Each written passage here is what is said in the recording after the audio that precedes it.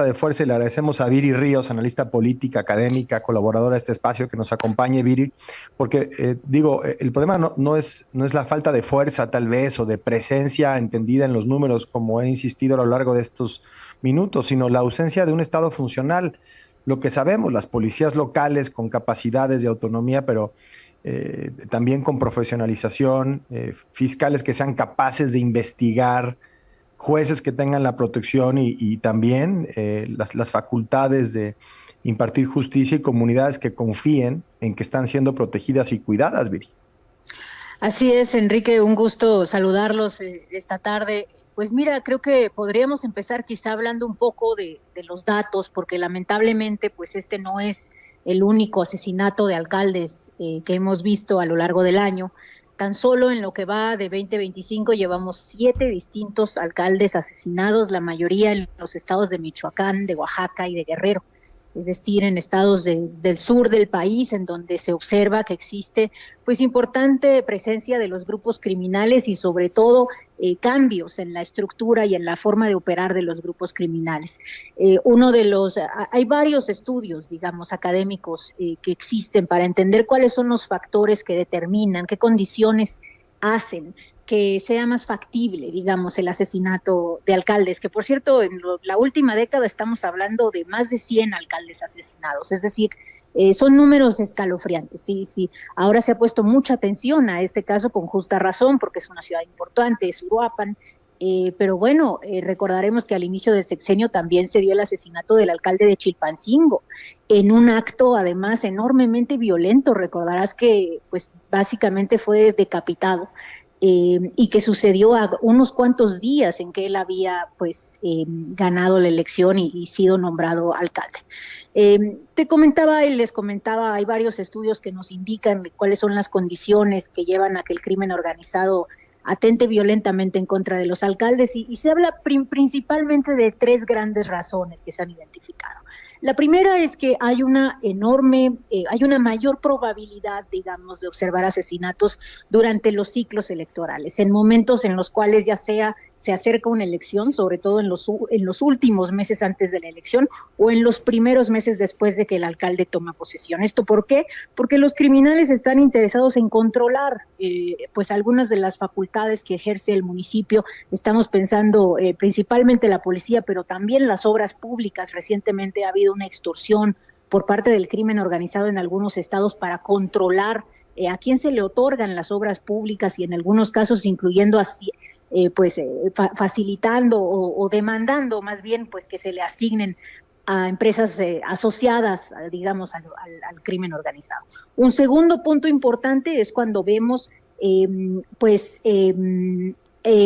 afectaciones directas a los grupos criminales, cuando se empieza a implementar mucho más la ley, y creo que esto es algo que vimos mucho, digamos, al inicio del periodo de Calderón, después con Peña Nieto, en estos momentos en los cuales sí se vuelve, digamos, más álgida la lucha porque se fragmentan los grupos criminales cuando el Estado ejerce su influencia. Y una tercera parte, pues, bastante interesante, más recientemente descubierta también en la literatura, es que un factor clave para la violencia es la expansión geográfica de los cárteles. Los cárteles más grandes, pues inicialmente utilizan este tipo de violencia, pero ahora ya se observa que incluso cárteles más pequeños también comienzan a utilizarla. Y esto es muy relevante para el caso de Michoacán, porque pues se sabe que existe actualmente una batalla entre 2 grandes cárteles en la región. Por un lado, el cártel Jalisco Nueva Generación y por el otro, el Cárteles Unidos. Pues esto, digamos, esta fragmentación y esta lucha entre estos 2 organizaciones criminales que están tratando de controlar el territorio, pues lleva a que se vuelva mucho más probable el que un alcalde quede en medio del fuego. Sí. Te escucho, Viri, y parece que tratando de llevar la conversación hacia adelante, ¿no? En medio de todo el dolor que significa lo ocurrido el fin de semana, para no quedarnos solamente en la idea de la indignación y de la condena. ¿Qué más debe pasar, ¿no? En esta pregunta que duele tanto porque se intuye qué es lo que va a seguir pasando, porque estamos hablando de generaciones, de los hijos de quienes comenzaron con esta lucha y que han sido silenciados de la misma forma, pero te escucho y no es que necesite otro operativo Michoacán, sino un proyecto de Estado, Michoacán y el país. que uno que reconozca que la violencia no es solo o no es un fenómeno de criminalidad, sino de vacío institucional. Así es, Enrique, me gusta mucho cómo lo mencionas y me haces recordar un estudio muy bueno, muy famoso, que se llama Votar entre balas, que lo hace Data Cívica en unión con Animal Político y con otras instituciones. Y justo lo que ellos mencionan es que pues ya más que hablar del asesinato de alcaldes se debe hablar de la violencia político-criminal y de cómo esta violencia política criminal pues no ha podido ser atendida no solamente por un gobierno, por dos, por tres. Es una cuestión estructural en donde la administración pública no ha sido capaz de transformar las instituciones de forma que pues se lleve a reducir esta impunidad. Creo que sí es un momento para reflexionar como país, para pedirle al Estado que reflexione en cuáles van a ser pues los mecanismos de protección para este nivel de gobierno, que además resulta ser el más frágil de todos. Esto ya lo hemos platicado aquí antes, pero de toda la violencia político-criminal que se reporta, por ejemplo, en este estudio de Votar entre balas, el 80% es violencia dirigida a los presidentes municipales o a funcionarios a nivel municipal. Entonces, es por mucho el nivel que captura la mayor fragilidad, y esto se debe pues también a una falta de presencia estatal a nivel municipal, pues que es crónica, que existe en prácticamente la totalidad de los municipios, con excepción de algunos municipios relativamente grandes o de ciudades grandes que han logrado pues mejor cohesión, digamos, en las policías estatales. Pero sí, sin duda, pues este es un momento para repensar de manera estructural las policías, de manera estructural las fiscalías y la protección hacia los alcaldes, porque bueno, nos dicen que el alcalde de Uruapan tenía protección. Si es el caso, pues ¿de qué sirve la protección, no? Y creo que también ese es un debate que hay que tener. Viri, muy buenas tardes, te saluda Fernanda Caso. Mencionabas la distinción que hay entre, por ejemplo, la violencia que hay hacia alcaldes o trabajadores del municipio versus otro tipo de violencia. Y entiendo por lo que explicas que tiene mucho que ver con sus funciones. Al final lo que busca el crimen organizado es controlar el territorio. Los alcaldes, justamente su función es territorial, controlan la policía, controlan obras, tienen presupuesto. Y vemos en casos como este, ¿no?, una tragedia en donde estamos logrando ver, ¿no?, el último escalón de la violencia, en donde finalmente se comete un asesinato. Sin embargo, sabemos que antes de llegar a este punto hay muchas ocasiones en las que se da otro tipo de violencia, ¿no? Amenazas, extorsiones, asesinatos, como bien mencionabas, de candidatos antes de que lleguen al cargo. Es decir, cuando ya llegan a matar a un alcalde es porque ya fue el último momento. Sin embargo, puede ser que haya municipios en donde no se dan estos asesinatos y la situación está peor en términos de control, porque justamente es que ya tienen ellos al alcalde cooptado o lo tienen controlado o incluso es uno de ellos. ¿Cómo evaluar la violencia en estos lugares en donde pues no se evidencia mediante un asesinato, sino que simplemente hay una aparente paz hacia el público porque pues ellos ya controlan todo, ¿no? ¿Qué se puede hacer ante estos escenarios? Claro, bueno, Fer, primero un gusto saludarte. Segundo, me parece que das al clavo con decir que el asesinato es tan solo una de muchas formas y niveles de violencia política que existen, que van desde las amenazas hasta pues el secuestro, los atentados, las desapariciones, los ataques armados, en fin. La última, digamos, pieza del iceberg de la violencia es cuando ya se observa un asesinato.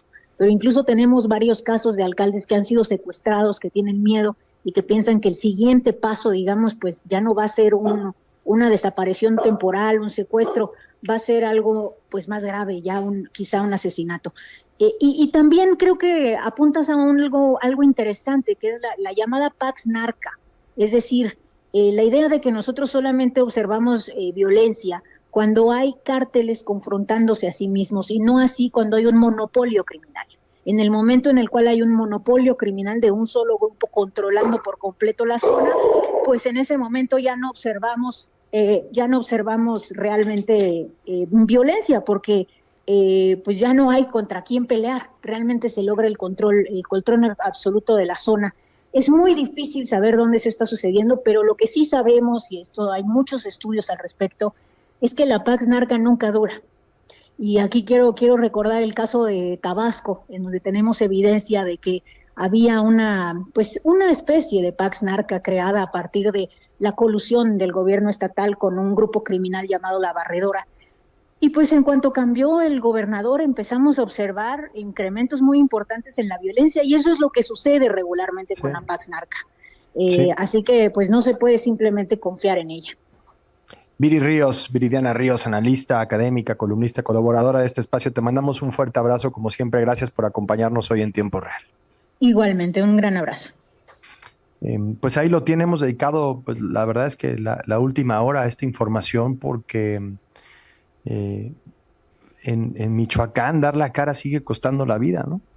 El asesinato de Carlos Manso, el alcalde de Uruapan, claramente no es un hecho aislado, es un mensaje. Quien se atreve a desafiar el poder criminal paga un precio muy alto y lo paga solo. Lo pagan sus familias, lo pagan los hijos que hoy retoman las luchas de los padres y que corren con la misma suerte, como Bernardo Bravo, como Carlos Manso, que llevamos 20 años, ya no es una noticia, ¿no? La violencia en Michoacán es una herida abierta que duele de cuando en cuando porque se repite este mismo guión de más soldados, más patrullas, más operativos, más discursos y la violencia que no se resuelve con los números, sino uno cree con inteligencia, con la investigación, la presencia del Estado, ahí está el vacío. Y no es una interpretación, es consignar un hecho. El proyecto de Estado, de nuevo, no es un problema solo de crimen, es un problema de abandono institucional, de vacío institucional. Y mientras eso no cambie, desafortunadamente quienes se atrevan a dar la cara, quienes se atrevan a dar ese paso, seguirán siendo mártires involuntarios de un Estado, de un país que tristemente vive en el dolor constante de perder a quienes tienen esa valentía y ese compromiso con la paz, con la